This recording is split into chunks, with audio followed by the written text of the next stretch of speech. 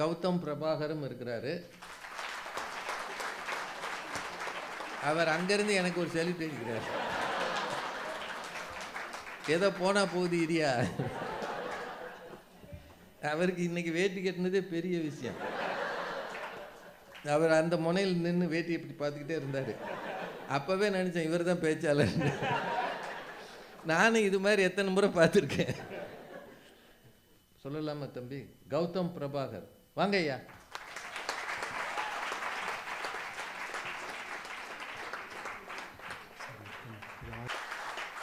By the வே, நம்ம பட்டிமன்றம் super ஸ்டார்ஸான ராஜா sir நடுவராகவும் Bharathi Bhaskar ma'am அணியலும் பேச வாய்ப்பளித்த பிட்ஸ்பர்க் தமிழ் சங்கத்திற்கு இன்னொரு ஸ்பெஷல் தேங்க்ஸ் சொல்லி விடுகிறேன். நன்றி, வணக்கம்.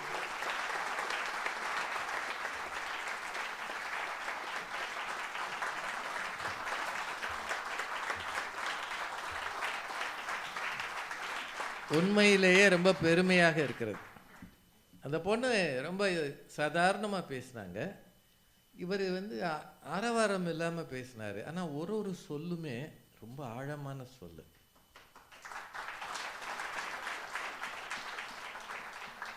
பாசம் இருக்கு, பேச முடியலை. அன்பு இருக்கு, அர்த்தம் புரியலை. வார்த்தை தொகுப்பை பார்த்தீங்களா? அன்பை அனுப்ப முடியுமா? பாசத்தை பார்சல் பண்ண முடியுமா? தேர்ந்த பேச்சாளர்களாக இருப்பவர்களுக்கே வார்த்தை முட்டும். ஆனால் இந்த தம்பிக்கு ரொம்ப சாதாரணமாக வந்து விழுந்தது. உண்மையிலேயே அவரை எவ்வளவு பாராட்டினாலும் தகும்.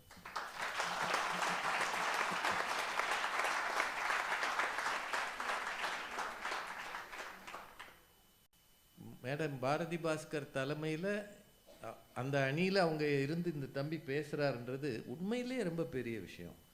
ஒரு காலத்தில் நினச்சி பார்ப்பார், பாரதி மேடம் அணியில் நானும் இருந்தேன் அப்படின்னு. ஒருவேளை பாரதி மேடம் நினைப்பாங்க, கௌதம் பிரபாகர் அணியில் நானும் இருந்தேன்.